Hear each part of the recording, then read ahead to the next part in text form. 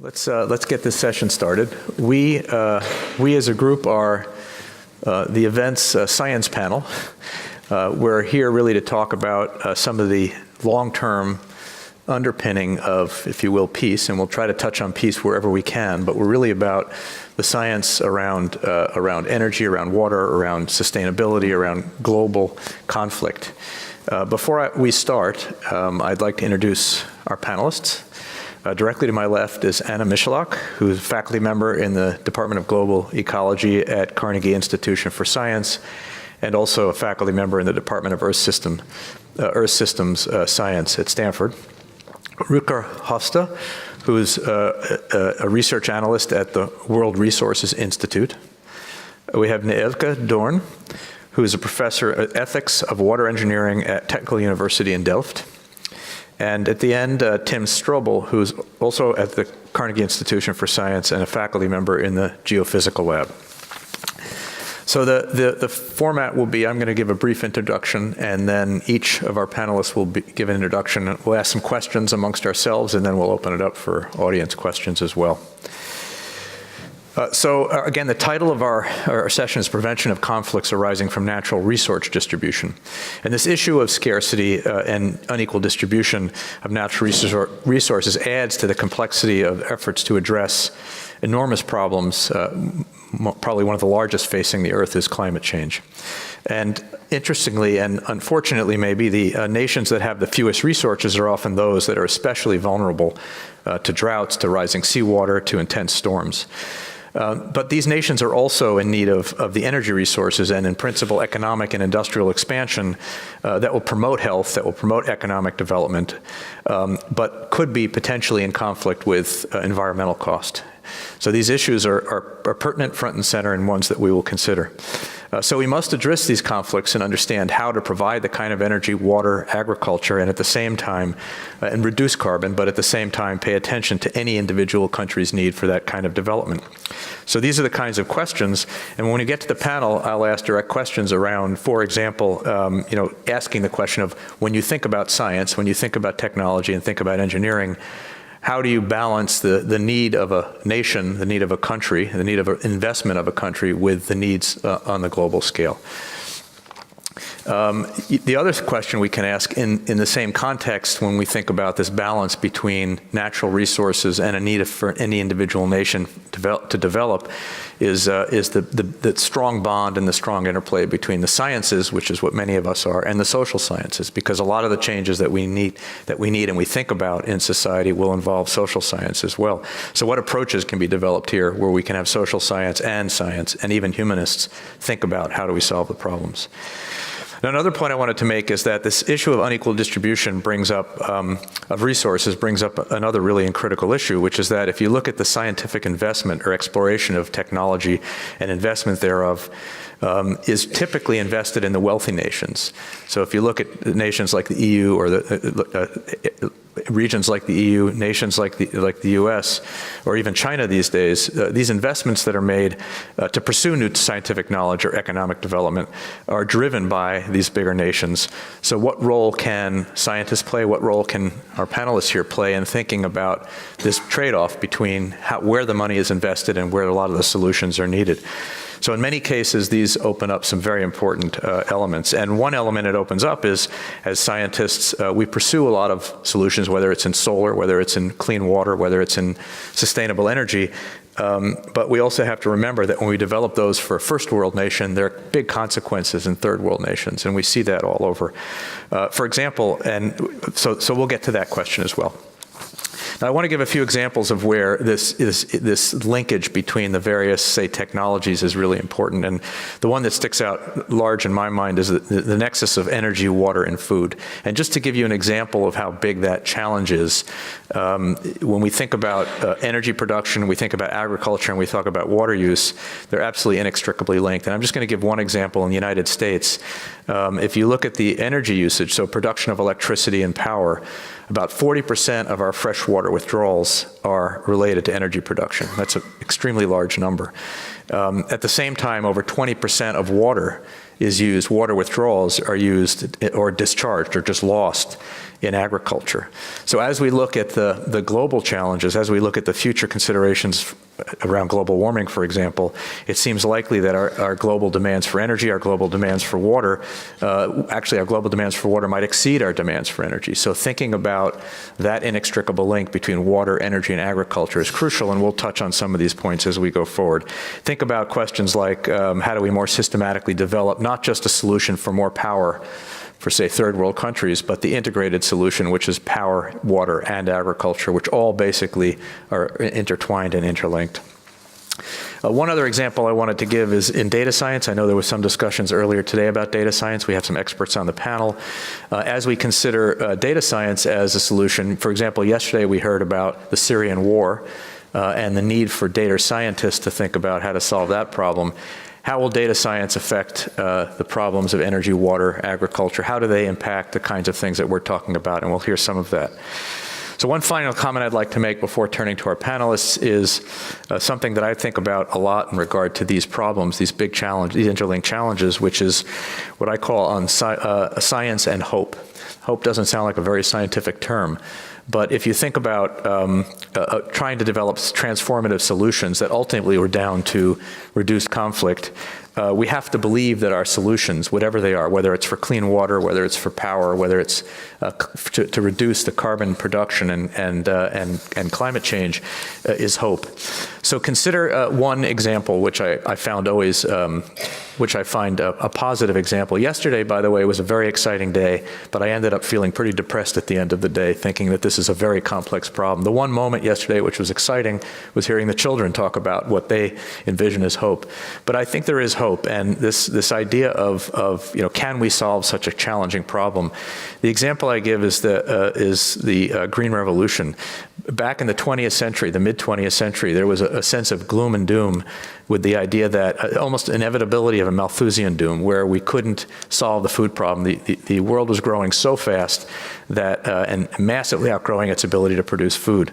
Well, along came the Green Revolution and essentially solved the problem. New technologies related to high-yield hybrid seeds, synthetic fertilizers, pesticides, and technologies for scaling irrigation changed it. We avoided a global calamity. So in the 50s, we didn't know this. In the 70s, we realized it. In fact, Norman Borlaug won the Nobel Peace Prize for coming up with solutions. And I will point out, because one of the points of the conversation today and this whole week is how can Carnegie or private institutions like Carnegie make a difference?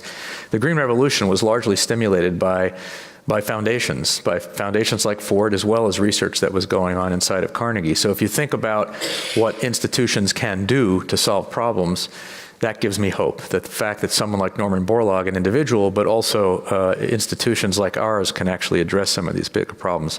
And in this case, history shows that we solved a major problem. So again, I think these are really important questions and issues, and hopefully sets the tone for this panel. So what I'd like to do now is turn to my panelists, each one of them, and have them each give a few minutes about what they do, what they're excited by, and then we can get some questions. So Anna, please. Great, thank you, Eric. So I wanted to start with a quote from Ismail Serageldin, who was former vice president of the World Bank.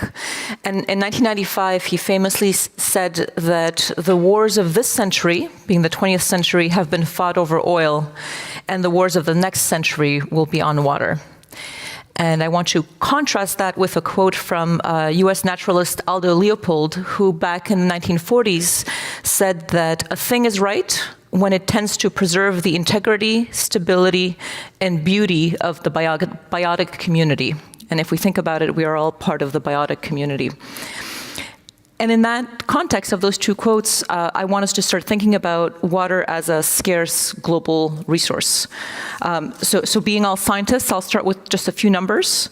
The first is that there are 1.38 billion cubic kilometers of water on Earth, which sounds like an incredibly large number, but only about 2.5% of that is actually freshwater. The rest is saline and therefore not directly usable for the types of uses that we tend to think about.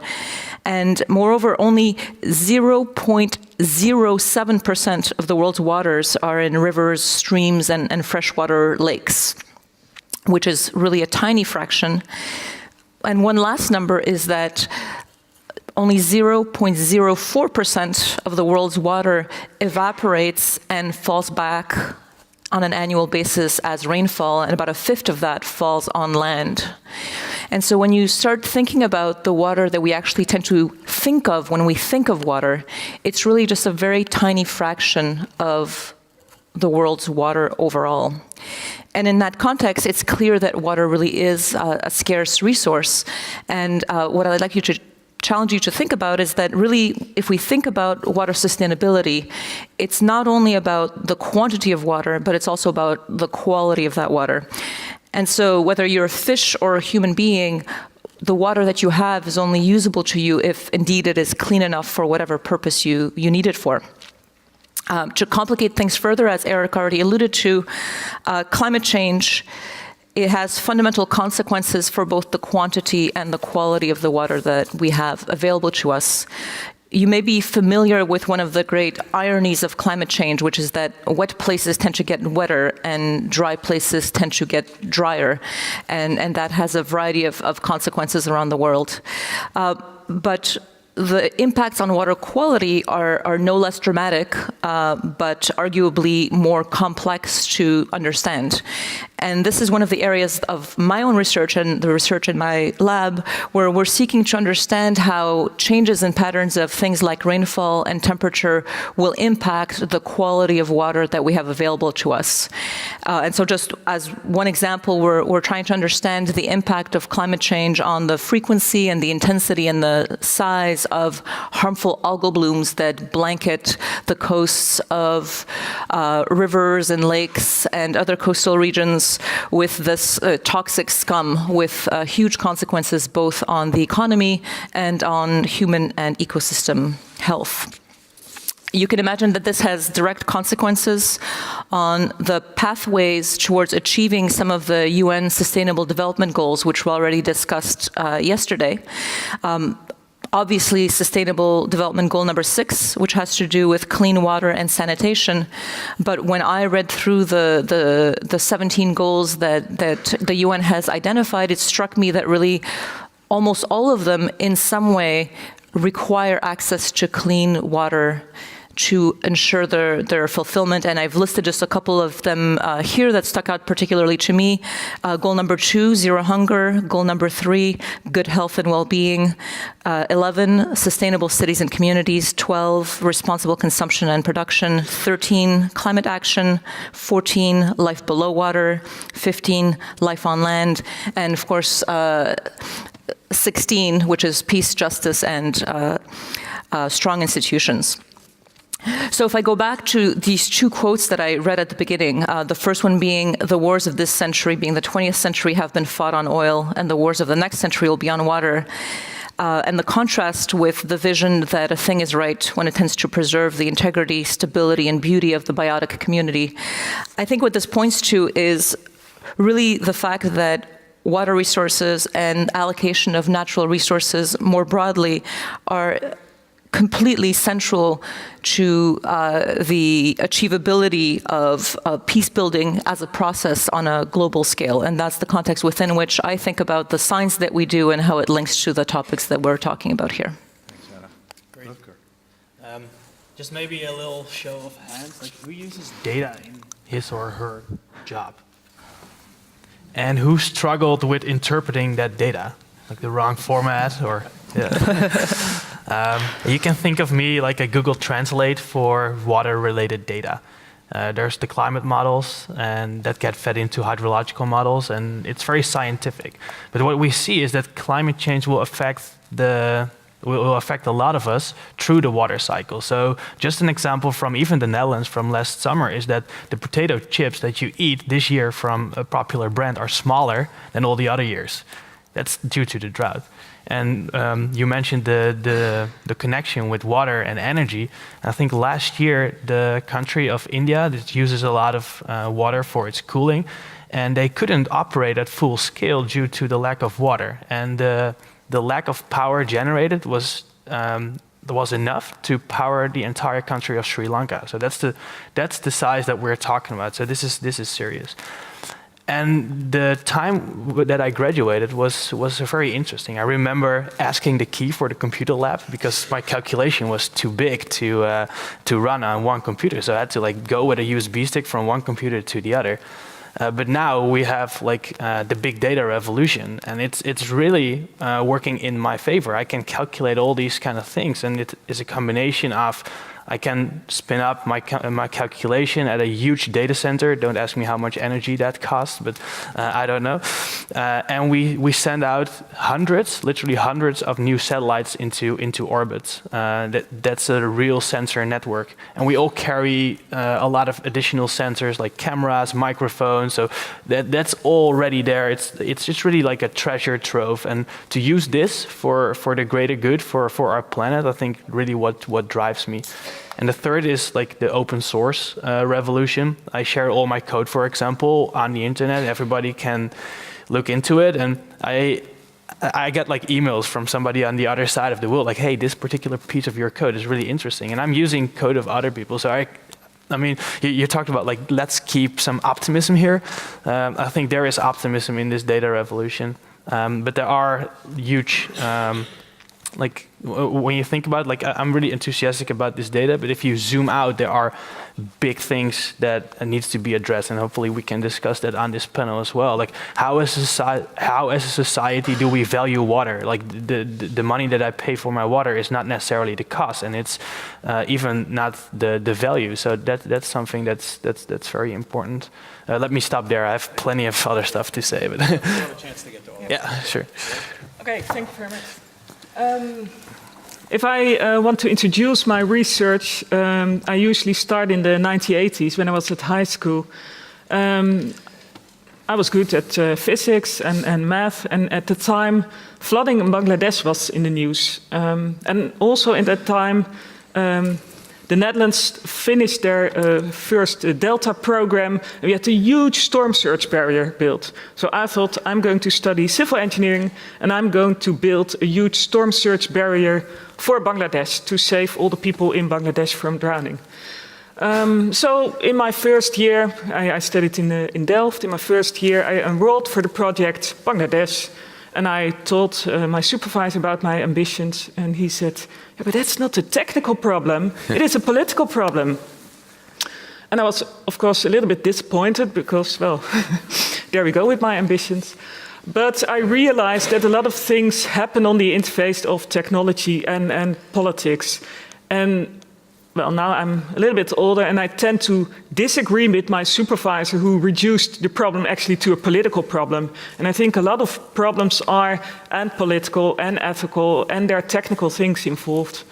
So after finishing my civil engineering studies, I started philosophy, and that's where so I developed this field of water ethics, or ethics of water engineering. And I think that's where a lot of interesting things happen on the interface of these different disciplines. I would actually also say, but I think that's a topic for discussion, how we should organize science, go much more to this interdisciplinary approaches to address issues. And maybe that's enough. Great, thank you, Nelson. So that's Tim, please. Good afternoon, everyone. So I'm a materials discoverer. I work with an interdisciplinary research group of physicists, chemists, and materials science. And we strongly believe that innovation and the discovery of new materials can help to contribute to some of these global challenges associated with resources and then linked to peace. We can ask ourselves questions related to materials. Why doesn't the world have access to clean drinking water? And something that might seem trivial, why doesn't my iPhone battery last longer? But actually, this is a very important question that we need to ask ourselves. So going back to Anna's question, we have 71% of the world covered with water. Isn't it ironic that we're talking about fighting a war over water? What we really need is we need an advanced membrane that has little tiny holes in it. They're about 1 nanometer big. Water molecules can easily go through those. We leave the salt behind, and then we can desalinate water. And already some places in the world, this makes sense. Some countries, like Kuwait, I believe, desalinate 100% of their water. But of course, this is linked to energy. So how are we going to do this?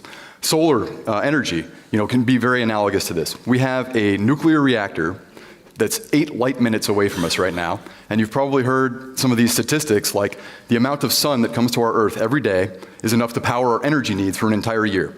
If we took the size of Spain and covered it in solar panels, we could provide enough energy to power all of our needs. So why aren't we doing this? The world right now uses about 1 to 2% solar energy. The good news, so it's low, we're still working on that. The great news about this is, at least from the DOE, the United States perspective, all of the targets they've been predicting are low. So solar is the fastest growing energy technology in the world right now, contributing job growth, everything like this. The DOE targets, they're continuously low. In the past 6 years, the price of solar has come down by a factor of 4. So we can think about other technologies. I won't ramble on too much. Carbon sequestration, energy storage. Renewable energies are intermittent, right? So if the sun doesn't shine, how are we going to store this energy? At the risk of derailing our topic here, we're talking about natural resources, diamonds. Now we have the technology, actually, about millions of kilograms of diamonds are now produced per year. Synthetic diamonds. We can grow diamonds in our laboratory. Actually, our lab has contributed to technology. We can grow you a 20-carat gem quality diamond. And it's a little bit of a fictitious number, but if you ask the researcher, the raw material cost, it's $1 a carat. So really, our man-made innovations, materials can really contribute to resources in conflict. And then I'll just close in saying that I'm very optimistic and hopeful for the future, in large part because of this big data and artificial intelligence. The opportunity cost of you coming to this session was missing the one on sort of AI and machine learning and war.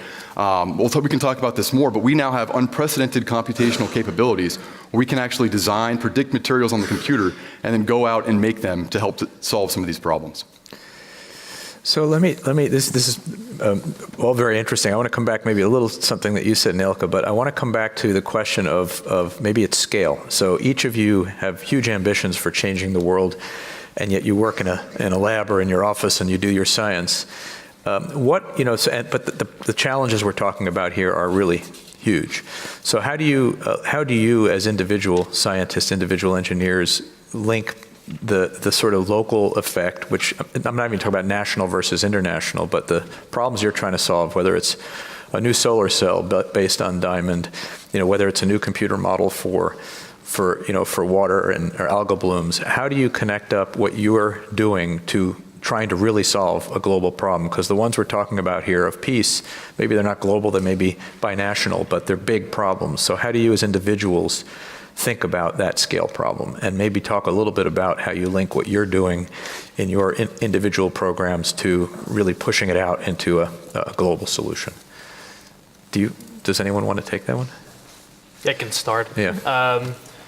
So as I mentioned before, we all share the same atmosphere, but we do not share the same water bodies. Like we share here where we are right now, we share the water with Germany and Switzerland. But what we try to do is to jump scale, so to speak. So like a satellite can measure the entire world like twice a day. Like it's a great global data set. But the global data set has its limitations. So we try to connect the global with the local. So often our tools that we develop are used as screening tools, for example. So you give some guidance, and then you involve with the local people, with experts. I think that is crucial to be able to hand it off. But also you can gain massive efficiencies by not looking at the entire world with experts, but only at those places that rank very high in your probability model. So that's how we try to accomplish something. But how do you influence? So how you have the idea, you get it out there. It's you can get it out there passively. How do you influence change? How do you make change happen on a larger scale? Yeah, so I think one of the key objectives that we try to accomplish is we want to talk to the sustainability manager, but also to the CFO. right? So you want to shift those investments. And I think I was at the Stockholm International Water Week a couple of weeks ago, and we had a session with like Standard & Poor's and ING and like Nordea Bank, and now they're setting up climate investment funds. So your interest rate is attached to like how well you perform or how well you disclose on water, and that's really moving the needle. And I think that there's a lot of optimism there, and it scales really well. Anna, do you want to comment on, because your work is also in some sense really global. Right, Yeah. and I think when I think about scale, it comes into play in a variety of ways. So I think just to start with where climate change actually begins, the reason we have climate change is because of scale. So if I were the only person with a car in the world, I could drive all I wanted and it wouldn't really have much of an impact. It's when that impact is scaled across billions of people that we begin to see global consequences. So that's how we get from the individual to the global scale on the problem side. In terms of studying the kinds of systems that I study and that Rüger studies as well, it's a problem of scaling back down in that most of climate science really tells us more easily about things that happen at the global scale, the continental scale, in some cases at the country scale. But when we think about water, we think of it as a very local problem. Yeah. And so, scientists will spend their entire careers on the river that's next to their university or the lake that's close by to their university. And there are some lakes and rivers that have incredible data going back decades, but of course that's not the majority of the world's lakes and rivers. And so the next scaling problem is understanding how do we link these climate scale effects with the effects that we measure at the local scale in our water bodies. And I would think from the international perspective, even more importantly, how do we use what we learn from that to then tell us something about rivers and lakes that don't happen to be in the backyard of a well-funded university, which of course is the vast majority of lakes and rivers in the world. So that's the next scaling problem.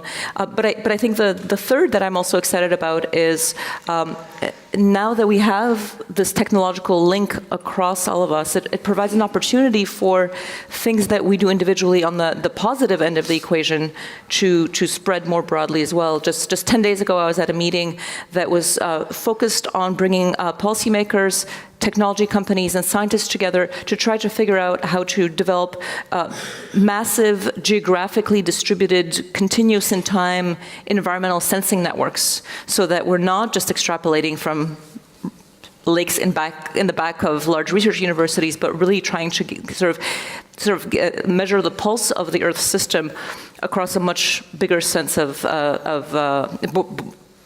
much broader range of systems. And so really I think scale is central because everything has to do with going from what we do as individuals to the global scale and then coming back down. Yeah, for me, I think scale plays a role in different ways. I mean, it's also, maybe that's not what you meant with scale, but it's also a matter of what's done at the science level and what's done at the policy level, and making sure that good technologies that are being developed, that they're also kind of implemented, taken up by other people. So then it's a matter of inviting more people, the policymakers, the end users, citizens, NGOs. So that's one important thing. I would actually say, and also, that's also, of course, in data and data movements, that data sharing also allows for more, for scaling up. And especially if you make it open data. Yeah. So that provides an opportunity to make more connections. I'm going to follow up on that. So you mentioned something just earlier about scientists having to take on a new role, right? Which is this comprehensive role. I mean, we're talking about a very complex problem here, right? We're talking about the technologies underlying sustainability, but also how that affects ultimately conflict. What do you think the role of a scientist is in this, and I'm going to come back because this is a Carnegie meeting. What might institutions like Carnegie do? And you can say you don't want to answer that because you don't know Carnegie well enough. I'll ask our Carnegie colleagues to ask questions later. But what kind of new scientists do we need to be looking at, or what kind of new approach do we need to take to science to combine, as you said, right? The scientist, it's great to have the solution. Scalability often is political science policy, but also there's the communications piece, which is the humanist part, and you integrate all that into your own program. So how do you think of the scientist of the future? The scientist of the future is maybe less discipline-oriented, but more problem-oriented. So the scientist of the future is kind of willing to collaborate with people from different backgrounds and thinking, well, this is where my primary knowledge ends, and let's invite this colleague from this other department, and let's not apply for a project on this one fundamental topic, but let's apply for a project which is dedicated to water, with including the humanities background, social science background, engineering background, natural science. And actually, and maybe I should have left this for the kind of my closing statement. If you're talking about hope, I see a lot of students who are actually much more interested in this broader approach to topics. So in that sense, I'm hopeful. Let me take a slightly different approach to scale, Tim, thinking about actual technology and scale and technology. So if you invent something in your lab that can generate terawatts of power without carbon, how do you think about that? I mean, how do you think about scaling? Sure. Well, I think about scaling all the time because our samples are really small. We always want to make more sample.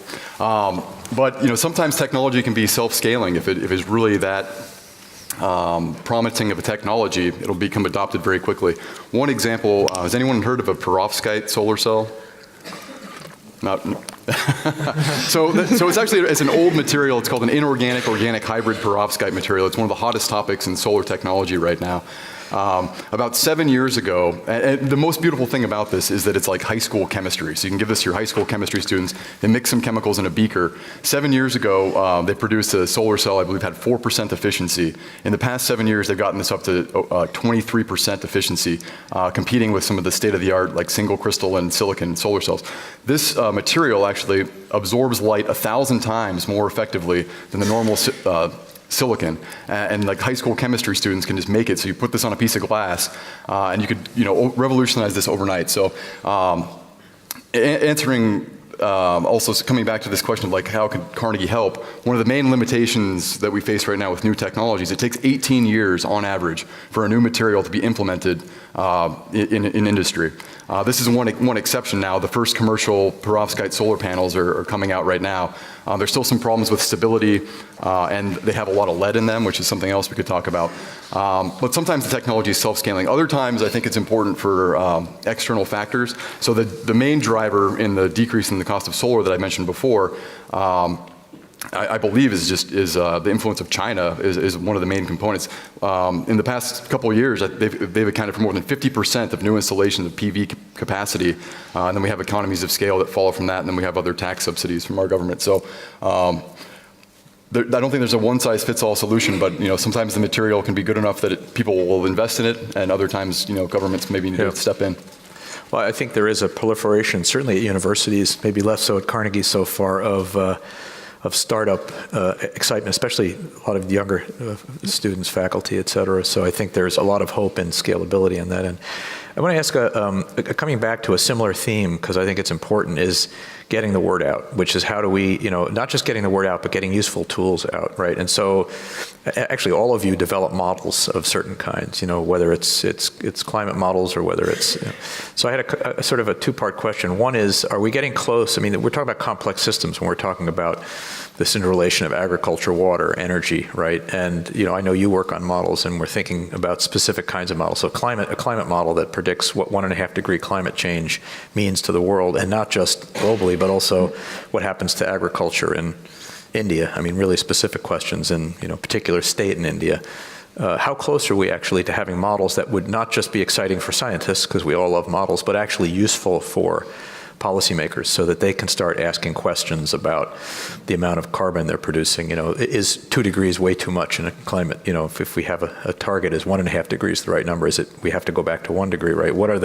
So are we getting close to a place in science where we can start providing the kinds of information that is necessary to actually make educated policy decisions? Yeah. I think uncertainty and complexity are not sexy to talk about, like beyond the scientific realm, so to speak. But it is so important to understand uncertainty and complexity. However, if if you talk to politicians or we talk to people in a boardroom, you cannot elaborate with all the different scenarios, the uncertainty ranges, all the like scientific or statistics behind it. They want to know, should we go left or right? Should we do something today or should we wait for something tomorrow? And I think as science as a whole, we need to do that translation. Like there are big problems today that need a solution, and the solutions might be out there. We might not be 100% certain, but we might have a more than 50% certainty that this is the right approach. So I think like be a bit more bold there. I think it's up to us. Yeah. I think to build on that, you're absolutely right that as scientists we love to talk about uncertainty and we love to talk about everything that we still don't know. At the same time, I work as a scientist, but all my degrees are in engineering, so ultimately I'm very solutions-oriented in the way that I think about it. And in my opinion, all models are useful, no matter how imperfect and how simple they ultimately are. And it's really the way uncertainty comes in, a little bit as you were saying just now, it's a matter of thinking, given the current state of this model, in what way is it useful to informing the conversation? I don't think there's a threshold that we have to reach before we start talking to communities outside of our own. I think it's more about understanding where is the given usefulness. So if you were to use a climate model to predict whether your grass will grow next year in your backyard, that's probably not the right application. But if we're using climate models to make the point that it's absolutely critical that we move away from carbon as our primary energy source, there's no doubt that we have had models with that degree of sophistication for, honestly, probably about 50 years at this point. So to me, it's just a matter of matching the application to the level of understanding rather than waiting for that moment. But the second thing that came to mind with your question is, what is the role of the scientist? Because I personally don't feel that my role is to go out and make policy per se. I tend to think about it from the perspective of the IPCC, which does these surveys of where climate science is at every so often. And the statement that they use is to be policy relevant rather than policy prescriptive. And this is how I view the role of science as well, in that we have to do things that are relevant to societal decisions, but stop short of using our scientific results to advocate for one or another outcome, because that changes the perspective with which we present our work and potentially then the perception of our work by those outside communities. Mm-hmm. I feel that models, it sounds a bit like models, that's the world of the scientists and the engineers, and they are not used by others. But I think we're underestimating here also the cognitive skills of other people, and models can also be used as a kind of tool for collaboration, for discussion, for communication. I know from examples that people from conflicting groups come together, jointly make some models, and then the model is really kind of the communication tool, and not. In the end, at that point, it doesn't matter what the outcome of the model is, but it is a way to bring people together. Yeah. So that's also... It's very, very true. I calculated the amount of evaporation from the Nile. We sent the results to Egypt and Sudan, and they both answered back like, this is not correct. And one was like twice, and the other one was like half. And eventually, it led to the conversation. So, yeah. So I'm going to ask one more question, then we're going to go to the audience questions, which is... What are we not doing that we should be doing? So we had a conversation before the panel about taboos, so that's one reason you wouldn't do something. So can each of you comment a little bit on things you wish we were doing that we're not doing for various reasons, whether it's because we don't have the resources, or there's taboos. Industry says no, or government says no. So what is it that needs to get done specifically directed toward these natural resource, understanding from a science point of view, natural resources distribution? I'm still struggling with that question. And I think it's a very good question, but a bit more than thinking about taboos we have, maybe the blind spots, the kind of the tension between what we discussed before, between water as a human right and the economic approach to water. At this point, I cannot give a more tangible answer, more concrete answer. I can resonate what we discussed during the brief discussion before the session. I think there's a big problem in like how we structured our world. We have like nation states and they operate at a very, very local level, but we're now in an age where there's globalization. So you have companies that span the entire globe. So you have regulation on a local level and then like companies operating at a global scale. And this just doesn't work really well for natural resources. We see that for water, for like CO2, all these things are, they're kind of remote from like our economies, and I think it is crucial if we want to like address the globe's biggest problems. We need to account and we need to tax what's bad and promote what's good. And I think there's a fundamental disjunct there. But maybe becoming more like solution oriented is and related to water is that why can you eat a $1, €1 hamburger? It's crazy. Like the amount of water that's in that hamburger, you can shower for 45 minutes, and it's not in that burger. I think we need to have a very good conversation about like how we like value our water, and it is important it is also important to make a notion about water as a human right. But those fields are now very separate. But I think the answer lies somewhere in between. Yeah. It's very interesting because yesterday the conversation during the first panel was about almost a similar thing, but a different piece of it, which was, war is no longer between nation states. It's a much more complex type of thing. It could be actually fought on the internet, but it could also be fought, as you know, in other ways. And this is the same kind of problem, right? Is that you have corporations that span many nations, but you have nations that are still investing and protecting their own well-being, which is their right to do at some level, right? So it's an interesting conflict. If I can add one other point that comes to mind is what pathways are we going to take towards sustainability? And I think largely it's an ethical and a justice issue, which I know you were talking about earlier. But we can think about it in two ways, geographically and in terms of time. And so who is going to make a sacrifice for whom? And so thinking about it geographically, living in developed countries, we have reaped the rewards of having developed in a carbon-based economy.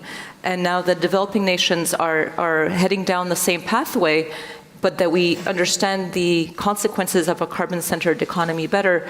What do we do in that context? Do we allow them to go through the same process? Is it even our role to allow them or not to allow them? Or do we expect them to develop in a way that we did not to compensate for the mistakes that we made in the developed world? And the same, I'm not sure if it's a taboo or this conflict or conundrum comes up looking across generations, with the question being, what responsibility do we have as a generation to conserve now and to reduce our consumption now in order to safeguard the future? And certainly to many of us that seems like an obvious area where we do have a responsibility. But in the US, some people use that same argument in the opposite direction. In other words, should generations past, folks who grew up in the 1910s and 1920s, 1930s, should they have sacrificed more such that carbon emissions would have been less? And many people would argue, well, no, their standard of living was already so much lower than ours that they should not have been sacrificing further, that we should be dealing with our consumption now. And so all these questions come up that I think are a taboo in terms of who will bear the burden for the pathway that we have gone down thus far, and what does that mean about future sustainability and future development? Great. This is a great point to make a transition. So I'd like to open the floor up to any questions that we have. Do we have someone have a microphone? Yeah, there, on the table. Is someone supposed to be helping us here? Thank you. Let's start right here. We have this gentleman. Yep. Yeah, it's working. With the red tie. With the red tie, yeah. Okay, thank you for all the interesting insights on the panel, but I just wanted to pick up on this last thread, which I found really interesting, about how communication of these issues to people really matters, regardless of the outcome of the model. And I'm sort of curious about your perspective on how we communicate these issues to people who don't agree or who really refuse to how do we push the needle in a way that can resolve these issues, even having people who disagree on fundamental things, like going to your point about good versus bad. Well, yeah, it would be nice, but people don't even agree on what we should tax and what we shouldn't, you know. So how do we, as a scientific community in particular, come to talking to other people about it in a way that you know, we can be convincing and go from there? I mean, I think you're opening up a huge and a very important question, especially there could be today a whole with panel on that. social media. Yeah, I do. I mean, does anyone want to? That's a great question. Does anyone want to comment on that? I mean, one thing comes to my mind. I think that there's value in some cases in more systematically separating the science from the societal decision making, right? So the example that you use with Sudan and with Egypt. And another example which comes to mind is in the United States, the sort of role of climate skeptics. So if I'll talk about climate first. In many cases, when I have a conversation with someone who is a climate change denier, I think the reason behind it is there's a sense that if they accept the fact that climate change is occurring, that immediately means that a certain type of policy solution will result. And they are so opposed to that policy solution that they backtrack so far as to deny the physics of how the atmosphere works. And if we can allow for the space to say, well, this is the physics of the situation, let's get that established, and then intelligent people can disagree as to how to deal with the problem, I think that creates a better environment for discussion. And with the water example you gave, I think it's the same thing. If Sudan and Egypt can agree on the basic mass balance of how much water is or is not there, then that creates the space to debate the things that truly are debatable, which is what do we do about this? And so as much as I think most of the sessions about bringing scientists and decision makers together, in some cases I think a clean separation of fact from opinion is valuable as well.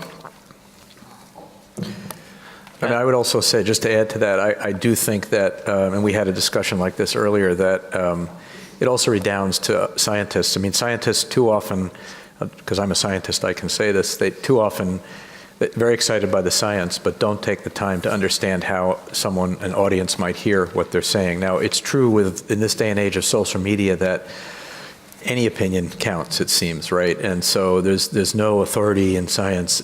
I should take it back. There's not as much authority in science because anyone can say something and it becomes a fact or alternative fact, if you want to call it that. I do think there's still, when you look at the polls, actually, if you look at, politicians are down near the bottom now, at least in the U.S., but it's kind of worldwide. Media has kind of lost its credibility, for better or for worse. Scientists actually still have some credibility, so there is a voice to be had in scientists who are willing to have that voice, create at least a venue, as Anna said, for at least information to get out there. And I think that we as scientists historically have not done that. We've kind of said the social science and humanistic parts are for somebody else and just throw it over the fence. So there is value. Now, this is said a lot now, and the question is, how do you get those voices out there? And that's, I think, a challenge we have for people to come out. We do have great writers. I mean, we have a historian sitting here who can relay the facts of, these kinds of things over the years with Andrew Carnegie and what he did. And that's the kind of thing we need. Not only scientists, but we need authorities to come out and talk about the science in a way which is truthful and compelling, not just the details of the science. There can be a role for the institution as well. So we can take a greater obligation to communicate. Carnegie has public lectures. We do Capital Science Evenings. We'll continue to communicate to the public and say our message. There's now like this Flat Earth Society. So I think some people you're just never going to convince, but we'll keep telling you what we think. And maybe also start at an early age, because I feel that I get a lot of invitations to give presentations at high schools, at maybe even younger children, and actually those are less politicized yet. So, and if you ask people often, well, who's the one who inspired you? It is often those high school teachers or the teachers they have at a younger age. So we shouldn't think in terms of the traditional science communication, but maybe find more creative ways here to do it. I think we had a question here.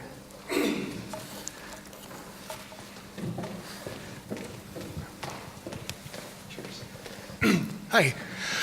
My question is about the accountability of scientists. We increasingly hear about doctored data, about sponsored research. We hear about, in Delft, there was a fiasco 3-4 years ago. Entire faculty wasn't happy about certain research and doctored data, made up data. We'll talk about it. What apparatus, what system would you suggest based on your experience to, you like to think that science should not have much to do with politics and society. A lot of these results are political, are interpreted in a political way.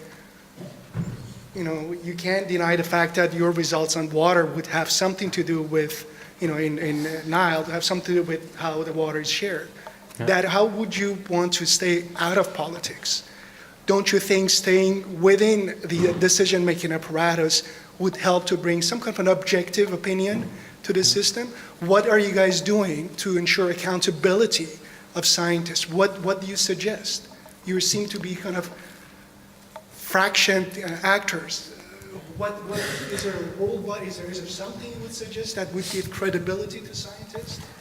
I think that the answer that we would have given historically is peer review, right? So if you're going to publish in a respected scientific journal, the work goes through a review process of peers in that same discipline, and they are meant to be tough on you. I have to say that that's an area that I personally worry about quite a bit because of the proliferation of journals that are more and more based on a business model rather than a model of scientific stewardship. So it's difficult. Having a paper published does not mean what it used to mean. And similarly, as scientists, we're extremely busy as well. So it's not like we can review reasonably dozens of papers a month.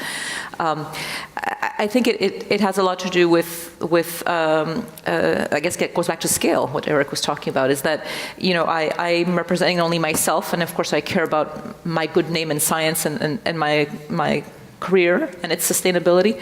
But I also work for an institution that has its own respect, and then I try to publish in journals that are associated with professional societies rather than for-profit publishing outfits. And so I think that there are certainly ways to maximize accountability, but those are not necessarily well-known or transparent. And so if a person of the public picks up paper A and paper B, it might be very difficult to see that one of them is quite likely to be right and the other one much less so. I think it's a huge problem. There's a lot of discussion in the scientific community about post-publication peer review.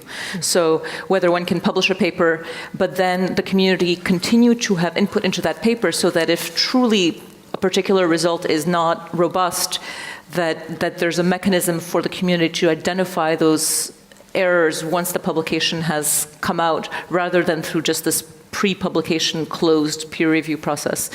But to me, it's a huge challenge. I don't have a clean answer. I'm not sure if anyone else does. Can I unpack, though, a little bit your statement, because I think there's more behind it. It's a very good question, and I think Anna answered an important part of it. But there's another part which I think you're getting at, and which is the social responsibility a scientist has. And the classic example is the atom bomb, right? Where you had scientists at my old institution, University of Chicago, at Columbia, at Berkeley, developing, essentially weaponizing a piece of physics.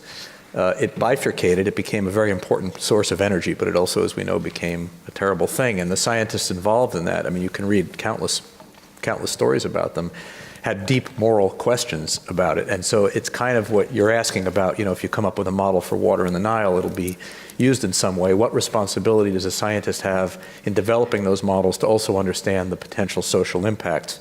And it's a great question. I don't have an answer for you. What I would say, because I'm a firm believer in this, is that the collaboration, and it comes back a little bit, I think what you were saying, Elke, that I think the collaboration between scientists early on, when you're dealing with issues like climate, when you're dealing with solar cells, maybe not so much, because that's just, it's a pure innovation, invention. It probably will have a social impact, but I can't imagine negative. But when you're dealing with things like water and ultimately conflict, there are really important societal impacts on that. So beyond this question of data, false data, positive data, faking data, which I think is very important, and I think Anna addressed some of that, there are this social obligation, because the stuff we are doing when it comes to climate change, there are global ramifications. And I do think that it's this partnership. It's just like actually if you're, I'll just leave it at that. It is a partnership which I think we need to develop so that you understand, if we do this, at least you understand, it doesn't mean you don't do it, but you understand the consequences. If you develop a local climate model, you have to understand what its consequences will be. And so it's a really important point,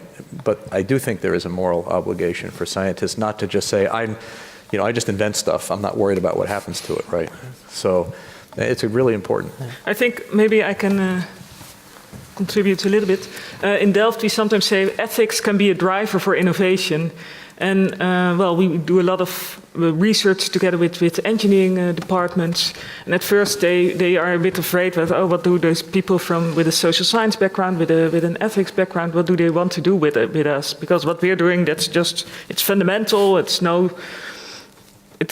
has no ethical implications. And then actually, if we're collaborating with them, then sometimes we identify issues and they think, that's a good point, that's a risk we overlooked. And then it's also inspiring for them to collaborate with us. But that's the kind of the optimistic story we sometimes use to get into their research projects. Yeah. And maybe more to the here and now, I think disclose on where you get your money from, I think is a big one. Make the science reproducible. I think only 39% of the medical, in the Lancet a couple of years ago, was reproducible. And I really like the push of the European Union to go to the open journals. I think that's a good. And open data, very important. Always add the data to the open document. There's this gentleman in the pink first, because he's had his hand up for quite a while. On the other side. Thank you very much. My name is Willem Vos. I'm a Carnegie alumni, by the way. Hi, Tim. So I'm a scientist, and I have the pleasure that my research is now moving into white light, which is usable all around the world, even if you just have a battery and a small solar cell. So even on the South Pole, if the sun is there, you could read a book. Anyway, so the point I would like to raise is that, I guess there's many scientists here, and the discussion is extremely rational. But the thing that we should bring into our debate, I think, is irrationality, which is, of course, very hard to deal with as a scientist. Let's mention one thing. Before it was raised, the question, I think by Professor Hofstee, about data, big data. So for instance, most people in this room are using Google or something related. And 10 Google searches, which is less than 10 minutes, and probably many people in this room have already done it during this session, is the equivalent of cooking 1 cup of tea. That's the thing that I remembered. So in this room already during this session, we've cooked a lot of cup of teas, I'm sure. And if you upload your little movie clip to YouTube, it's the same thing. So that sort of rationality, it boils down a bit to the first question from the gentleman in the front about choices to be made, and are people against? So if Dr. Michalak gives beautiful data, what choices do we make from it? And what we should be aware is irrationality, and not just the kind of, she presents beautiful data and we say, no, we want to make more dirty water because for whatever pleasure I can run my Harley Davidson or something like that, or a big, sorry, I should mention European bad motorcycle probably. But irrationality is more general. Or if she provides, or others provide beautiful data, but you do not give them to a regular, let's say, democratically voted administration, but you give the data to Adolf Hitler, Chairman Mao, Joe Stalin, or the equivalent, then really weird things happen with your beautiful scientific data. And how do we deal with it? And my firm belief is that we should add a lot more game theory into our science. But maybe you guys would like to disagree with it. Does anyone want to comment on that? It wasn't quite a question, but Okay. No, thank you for the comment. It was very good. Did you have a question here? I have maybe a comment related to that. I think this can be a good conversation, right? Yeah. Maybe this among the panelists as well. Maybe if I look at at my own organization that I work for, and if I ask them who voted for a particular party or who voted for the other particular party, it's not 50-50, right? Like what people vote for is not what's in science. Is that a problem? Yeah. It is maybe Well, related to that you irrationality know, as well. this Nobel Prize last year was awarded for behavioral economics, which proves that people don't necessarily choose what's best for them, in quotes, right? So it's it's a very complex topic, but it comes back to the collaboration with, I mean, I think it's your point, have collaborations with social sciences, humanists who understand that all humans aren't rational. And in fact, we're generally not rational, even though we think we are. And scientists are no more rational, I think, than many others. However, we have method, and I want to be a little defensive. There is method in science which causes us to go down what I would call a rational path, to ask the right questions. Not everybody does, right? With people, but in general, and that's one of the things I think people don't. You can say people are smart, and I agree, but what people may not understand, even smart people, is what scientific method is. So there's a distinction, right? That scientific. So when you say, well, I'm pretty sure, or this is the best model we have today, people say, well, then I don't believe it, right? So I think there is as much value in communicating the science as there is in communicating science method. So we only have a few more minutes, but I do want to try to take 2 more questions. So we'll take one back there, and then we'll come up.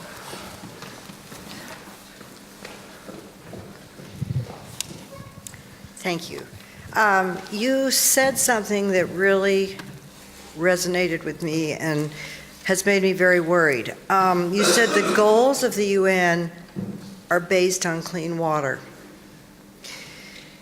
If we're talking about peace and we're talking about working for peace through the UN, and we are working under a false assumption that we are going to have clean water, and they are not keenly aware of the possibility that this may not be reality, how do we get to those people that information in a way that they clearly understand that there really is a risk that their goals are based on something that may not exist? So you're saying the goals aren't consistent, that goals of peace are not necessarily consistent with clean water for everyone? If you base what your plans are in the future on an assumption that you take for granted, i.e. clean water, when you get to the point where you don't have the clean water, you can't meet those goals, which is going to be a huge problem, as it would be any time we make assumptions based on something we just take for granted, and suddenly that doesn't exist anymore. We've got a real dilemma. Mm-hmm.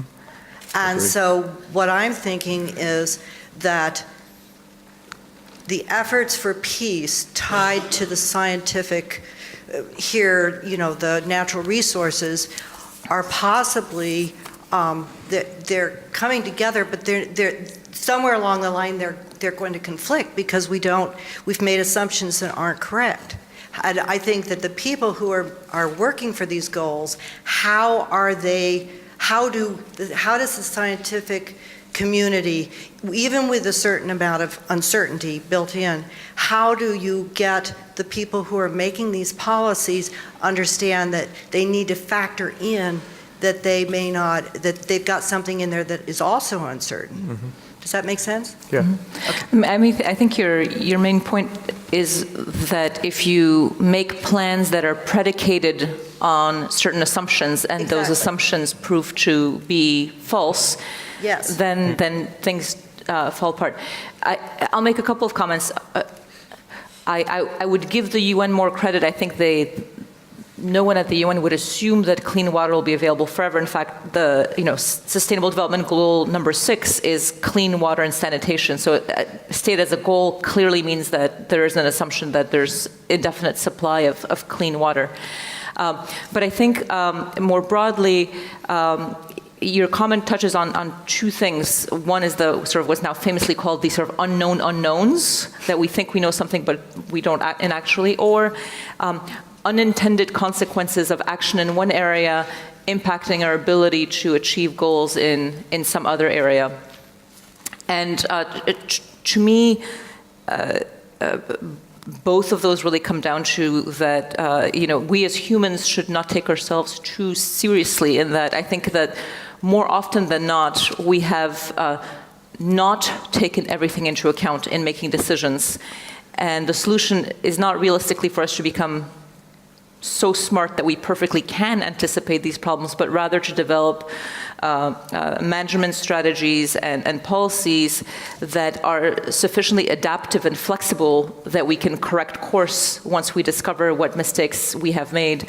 I'll give you one very, very specific example of a paper that one of my PhD students just has in the peer review process currently, where what we found is if you're going to achieve climate mitigation, so in other words, reducing the overall scale of climate change, some of the pathways towards that actually have terrible consequences for water quality, because if you rely too strongly on biofuels, that has implications for fertilizer use, which then has implications for how much of those nutrients end up in our waterways. And so it turns out that it doesn't matter just where you get in terms of climate, but it actually matters how you get there, which ties into your question as well. But to me, it's all about having structures in place that are not so rigid that you can't adapt course as we learn more. And then getting back to one thing that Eric was saying, our role as scientists is to communicate the relevant information as we find it so that we can correct course sooner rather than later. I'd also add one very optimistic note, which is scientists are very creative and do observe the world. They're not absent and totally vague, and so innovation will play a key role in a lot of these issues. So it may be that the UN may have leadership by saying we want clean water for all. It does set some big goals, and it may not be achievable, but there is a lot of creativity in this world, not just in one place or another. There's a huge amount of creativity. And I do think that this bottom-up part, and that's what makes science, I think, so interesting, like this whole issue around the green revolution, it really did come from a few people who were properly, funded. But so I'm not going to say that, let's not worry about anything but I think setting goals, big goals like the UN did, are actually a pretty good idea, even if there's no set of goals that are perfectly consistent. So I agree that you have to be careful about inconsistency, and you can't promise the whole world clean water and then end up with no clean water, but you can rely on innovation, I think, in some ways. So I think we need to, let's take another question, and then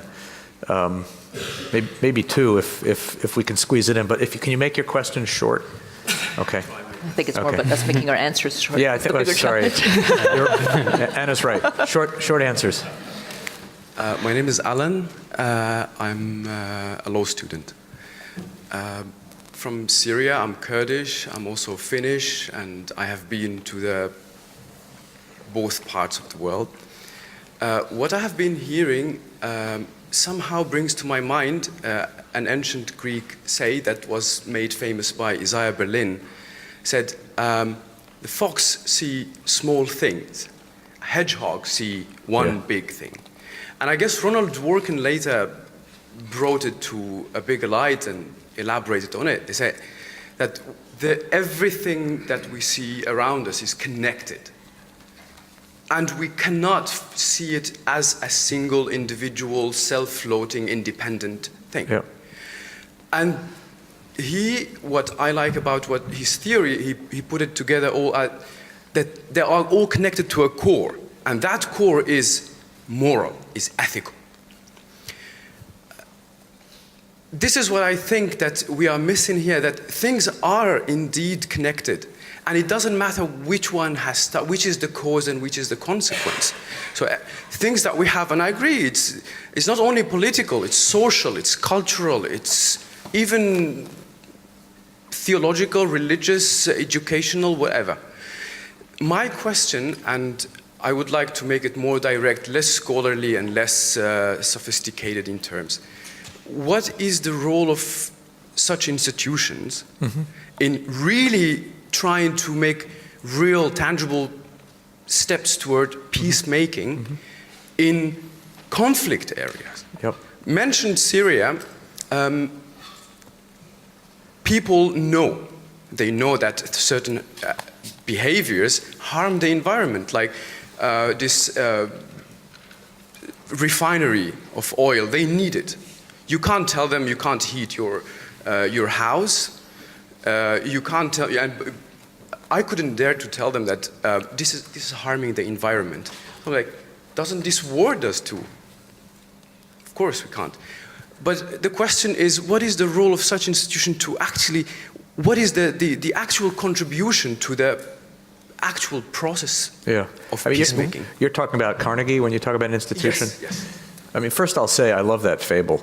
It's a great one, right? The hedgehog knows one thing, and the fox is very wily and knows how to figure things the out. other way around, actually. And that's kind of this question that was just, no, the hedgehog knows one thing. It curls up anytime it's attacked, and the Yes. fox is the one that's, and it comes back to this question that there's, that scientists tend to be hedgehogs. They tend to know how to do one thing really well. But I think institutions need to do both things.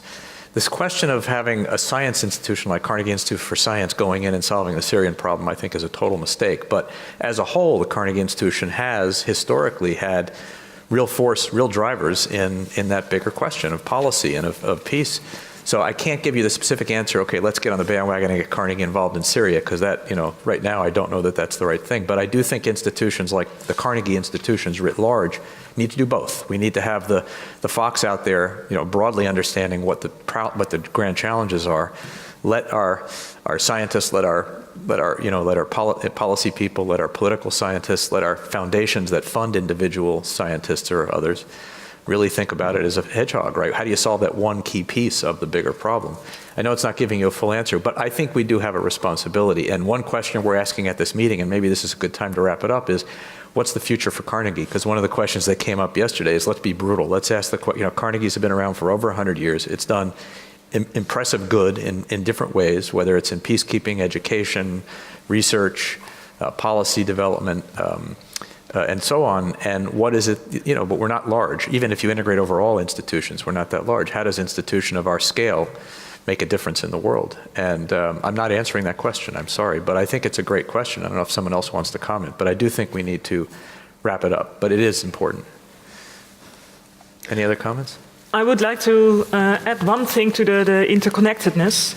I fully agree, and we started with the observation how much water it takes to get energy.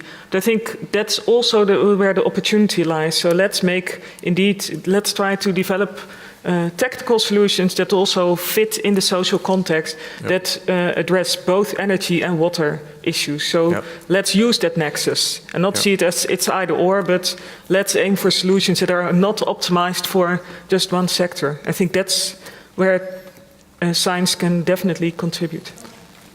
I think that's a great way to end the panel session. Thank you very much. Thank you for the great questions. Thank the audience, and I think we're adjourned.